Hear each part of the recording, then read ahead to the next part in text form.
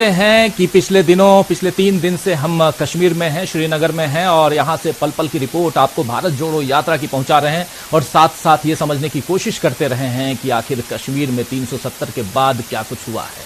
लेकिन 370 की बात तो बाद में, पहली बात भारत जोड़ो यात्रा का आज समापन था, या कह लें कि भारत जोड़ो यात्रा आज अपनी मंजिल पर पहुंच गई और मंजिल पर पहुंचते ही यहां राहुल गांधी को एक रैली करनी थी शेर कश्मीर स्टेडियम श्रीनगर में। और इस स्टेडियम में जब राहुल गांधी पहुंचे तो वहां जमकर बर्फबारी हो रही थी। सिर्फ स्टेडियम में नहीं, पूरे श्रीनगर में जमकर बर्फबारी हो रही है। कल रात से बर्फबारी हो रही है और उसी दौरान ये जो पूरा का पूरा आप विजुअल भी आप लोग देख रहे हैं, जो हमारे बगल के स्क्रीन में आप देख रहे हैं, और ये वही का विजुअल है उस स्टेडियम का। कई सारे साथी राहुल गांधी के, प्रियंका गांधी के भाषण सुन चुके होंगे पहले हमारे ही चैनल के जरिए, और हम इस स्टेडियम में मौजूद थे और पल पल की रिपोर्ट आप तक पहुंचाने की कोशिश करते रहे हैं। आज प्रियंका गांधी पहले बोली और कौन कौन से आए, कौन कौन से लोग आए, ये सब पर भी हम चर्चा करेंगे। लेकिन प्रियंका गांधी ने एक भावुक भाषण दिया। प्रियंका गांधी के इस भावुक भाषण के बाद राहुल गांधी भी भाषण देते वक्त भावुक हो गए और पूरा का पूरा ये एक तरफ बर्फबारी हो रही है और दूसरी तरफ माहौल भावुक हो गया था। ऊपर से ऐसे लग रहा था कि आसमां भी रो रहा हो। लेकिन आप 2-3 चीजें यहां, 2-3 तथ्य यहां रखना चाहूंगा। आप याद कीजिए 2 अक्टूबर 2022 यानी पिछला साल, जब ये यात्रा कर्नाटक में थी और राहुल गांधी ने बारिश में भीगते हुए एक भाषण दिया था। उनका ये बारिश में भीगता हुआ जो भाषण, जो उनकी जो तस्वीर थी, वो पूरी दुनिया में छा गई थी। वो 2 अक्टूबर का दिन था और आज 30 अक्टूबर यानी फिर से गांधी जी, लेकिन आज गांधी जी, ये माफ करें 30 जनवरी, और 30 जनवरी गांधी जी के लिए, गांधी जी की शहादत 75वां, आज जो 75 साल पूरे हो गए उनके शहादत दिवस के रूप में अगर हम देखें तो। और यहाँ भी राहुल गांधी बर्फ में, वो उधर दक्षिण में बारिश में और इधर बर्फ में भीगते हुए नजर आए और साथ साथ राहुल गांधी भाषण दे रहे थे। लेकिन प्रियंका गांधी ने क्या कुछ कहा है अपने परिवार के बारे में, अपने भाई के बारे में, आइए जरा सुन लेते हैं। चर्चा आगे बढ़ाएंगे, सुनेंगे, बहुत कुछ है। और हमारे साथ ढेर सारे हमारे तमाम साथी जो जुड़ते हैं, वो सब भी जुड़े हुए हैं, उन सब से भी आपका परिचय करवाऊंगा और आप सबका इंतजार हमेशा की तरह हम कर ही रहे हैं। जरा सुनिए प्रियंका गांधी क्या कुछ कह रही हैं।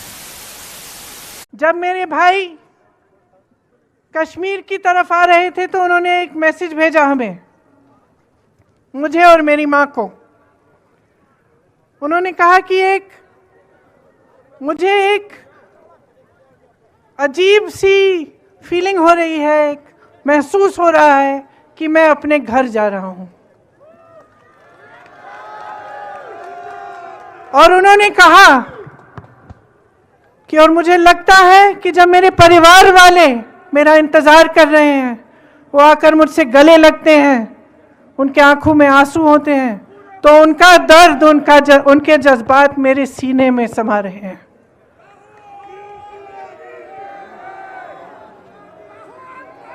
यहां खड़े होते हुए गर्व महसूस हो रहा है कि कांग्रेस पार्टी ने एक ऐसी यात्रा की जिसकी ओर पूरा देश देख रहा है और पूरे देश ने जिसका समर्थन किया। आज जो राजनीति देश में चल रही है, यहां खड़े होकर मैं कह सकती हूं, उस राजनीति से देश की भलाई नहीं हो सकती। जो राजनीति बांटती है, तोड़ती है, वो देश का नुकसान करती है।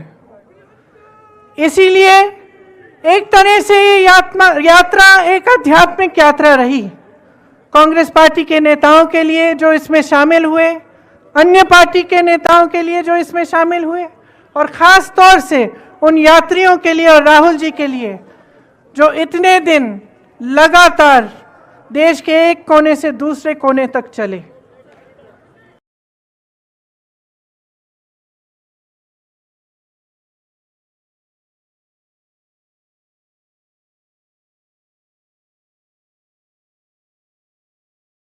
भाई की बात कर रही हैं और दूसरी तरफ इधर राहुल गांधी जो हैं वो भी जब भाषण देने आए तो उन्होंने भी शुरुआत उसी भावुक शब्दों के साथ और खासकर अपनी बहन प्रियंका को याद करते हुए। और उन्होंने कहा कि आज जब प्रियंका बोल रही थी तो मैं पहली बार भावुक हो गया।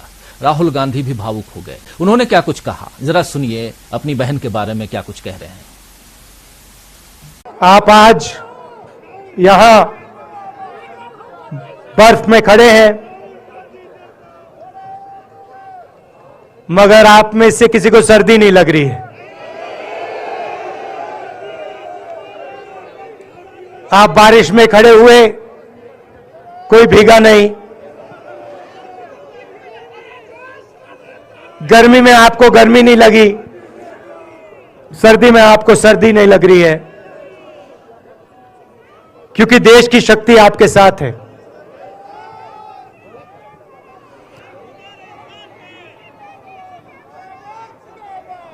प्रियंका की बात मैं सुन रहा था। प्रियंका ने कहा, मैं मैसेज के बारे में, प्रियंका ने कहा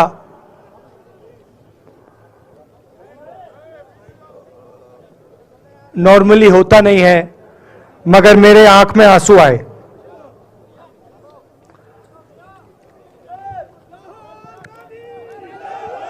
क्योंकि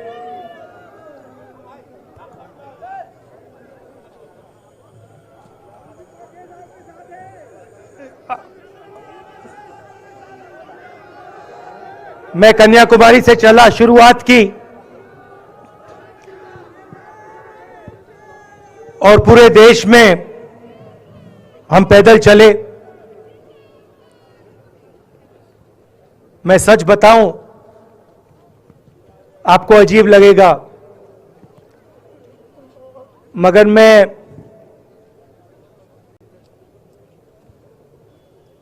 बहुत सालों के लिए हर रोज 8-10 किलोमीटर दौड़ता हूं। तो मैंने सोचा था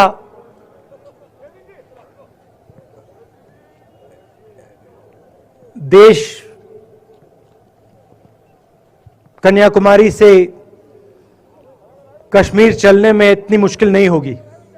मेरे दिल में था कि आसान होगा।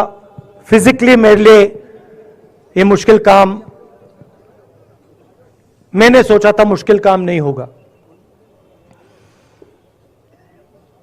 शायद मैं काफी वर्जिश करता हूं, थोड़ा सा अहंकार आ गया, जैसे आ जाता है।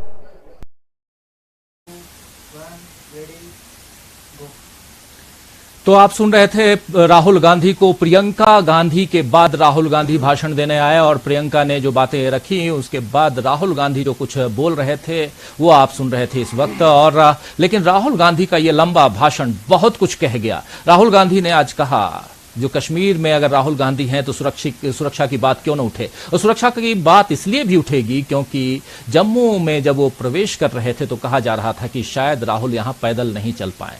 लेकिन राहुल गांधी न सिर्फ पैदल चले बल्कि उन्होंने कुछ चैलेंज भी किए। चैलेंज में से एक बात बहुत महत्वपूर्ण थी, जो आज कह रहे थे कि सुरक्षा का मसला उठा, लेकिन यहां कश्मीर के लोगों ने मुझे ग्रेनेड नहीं बल्कि प्यार दिया। क्या कुछ बोला उन्होंने, सुनिए जरा। एडमिनिस्ट्रेशन ने कहा कि देखिए,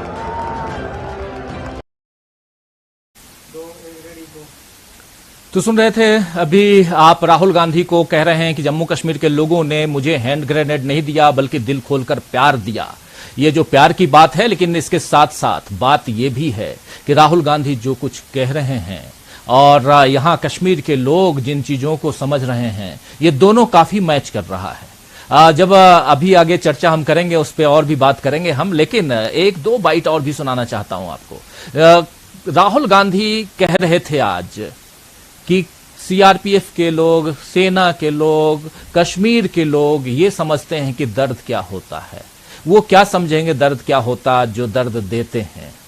उन्होंने प्रधानमंत्री का नाम भी लिया, उन्होंने अमित शाह का नाम भी लिया, लेकिन साथ साथ राहुल गांधी ने आज पहली बार सुरक्षा सलाहकार प्रधानमंत्री के अजीत डोभाल का नाम भी लिया। इसके साथ साथ आरएसएस का नाम तो राहुल गांधी हमेशा लेते ही हैं। क्या कुछ कह रहे थे राहुल गांधी, जरा सुनिए। बहुत ही इंपॉर्टेंट बाइट है जो आने वाले समय में कई तरह की बातें इससे होंगी और आज हो भी रही हैं। और इसके साथ साथ राहुल गांधी का जब भी जिक्र होगा तो आज की इस क्लिप को जरूर बार बार सुनाया जाएगा। क्यों कह रहा हूं, इसलिए ध्यान से सुनिए, जरा आपको समझ में आ जाएगा पूरा मसला क्या है।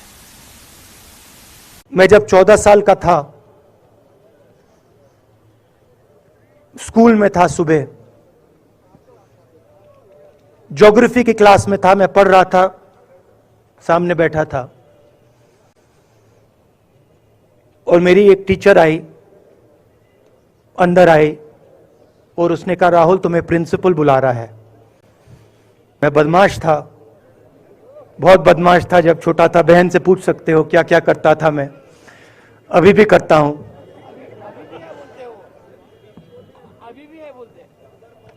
मैंने सोचा प्रिंसिपल बुला रहा है, मैंने कुछ गलती की होगी, अब मार पिटेगी। वहां पे केनिंग होती थी, मैंने सोचा था अब केनिंग होगी मेरी। मगर जब मैं चल रहा था, जिस टीचर ने मुझे बुलाया उसको देखकर मुझे कुछ अजीब सा लगा। और जब मैं प्रिंसिपल के ऑफिस पहुंचा तो प्रिंसिपल ने कहा, राहुल तुम्हारे घर से फोन कॉल है।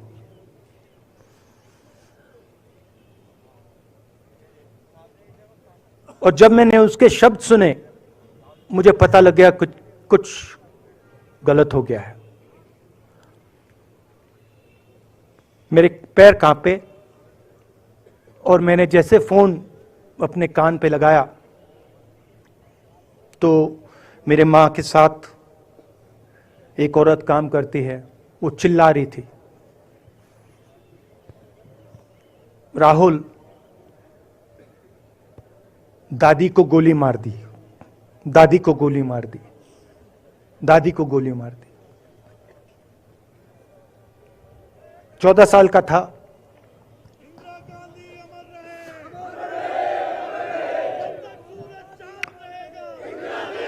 देखिए, ये जो मैं कह रहा हूं, ये जो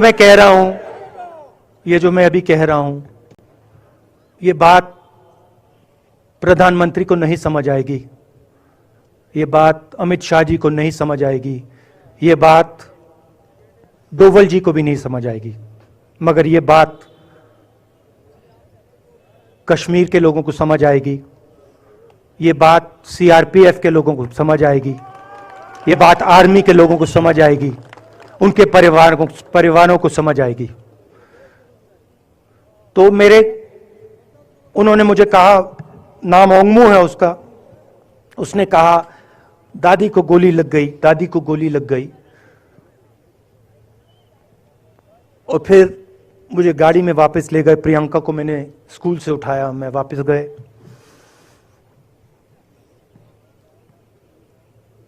और फिर मैंने वो जगह देखी जहां मेरी दादी का खून था।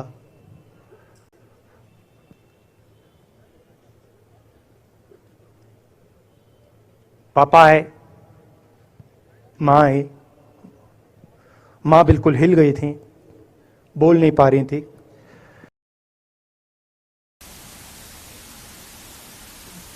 तो सुन रहे थे आप राहुल गांधी दास्ता सुना रहे हैं अपनी दादी और उसके बाद पापा यानी राजीव गांधी का जब हत्या कर दी गई थी। वो शहादत की तस्वीर हिंदुस्तान के लिए एक अलग तरह का वो कहें तो जख्म है, क्योंकि गांधी जी को सबने इस रूप में देखा था, उसके बाद इंदिरा गांधी, उसके बाद राजीव गांधी। तो ये कहीं ना कहीं कश्मीर में आकर के इन तमाम बातों को जब राहुल गांधी याद कर रहे थे तो बता रहे थे कि क्या दर्द क्या होता है, वो मुझसे बेहतर, मेरी बहन से बेहतर और कोई नहीं समझ सकता। तो बहुत सारी बातें हैं। बात यह भी है कि गंगा जमुनी तहजीब की बात जब राहुल गांधी कह रहे थे तो कश्मीर उसमें कैसे फिट बैठता है, जरा ये भी सुन लीजिए कि कश्मीर को लेकर के राहुल गांधी ने क्या कुछ कहा, कश्मीर से खुद को जोड़ते हुए गंगा और यमुना को कैसे वो जोड़ रहे हैं, भारत की संस्कृति को कैसे जोड़ रहे हैं, ये भी सुन लीजिए और चर्चा को आगे बढ़ाते हैं। मैंने आपको कहा कि मेरा परिवार कश्मीर से गंगा की ओर गया था। इलाहाबाद संगम के बिल्कुल किनारे वहां पास में हमारा घर है।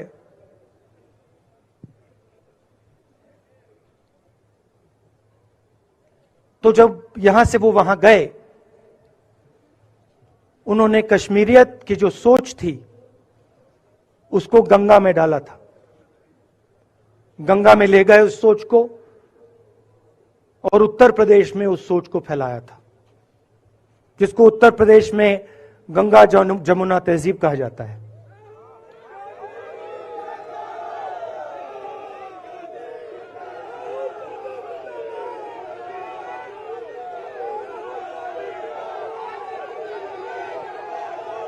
तो उन्होंने, मेरे परिवार ने छोटा सा काम, कोई बड़ा काम नहीं किया।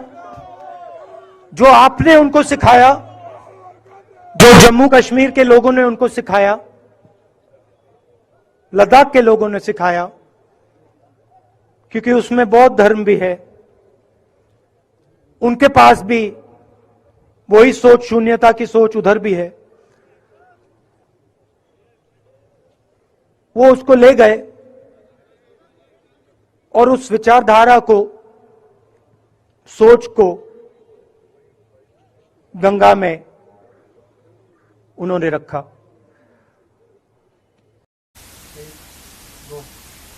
तो सुन रहे थे आप राहुल गांधी को, उस विचारधारा को, उस सोच को गंगा में, यानी कि कश्मीरियत को आगे बढ़ाने की बात कह रहे हैं राहुल गांधी। आपको याद होगा प्रधानमंत्री अटल बिहारी वाजपेयी जब थे, उन्होंने कश्मीरियत, जमहूरियत और इंसानियत की बात की थी, लेकिन राहुल गांधी ने कश्मीरियत को कैसे आगे बढ़ाया है, कैसे जोड़ा है, उनके परिजनों ने कैसे आगे बढ़ाया है, ये बता रहे थे राहुल गांधी। तो बहुत कुछ आज इस भाषण में, और बहुत ही भावुक पल गांधी परिवार के लिए, कांग्रेस परिवार के लिए, कांग्रेस पार्टी के लिए आज का दिन था। और सबसे बड़ी बात कि कश्मीर में जब इस वक्त बर्फबारी होती है तो इसे भी शुभ लक्षण कहा जाता है, और ये बात आज फारूक अब्दुल्ला उसी स्टेज से कह रहे थे। हमारे साथ अब चलिए चर्चा को आगे बढ़ाएं। बहुत सारी बातें हम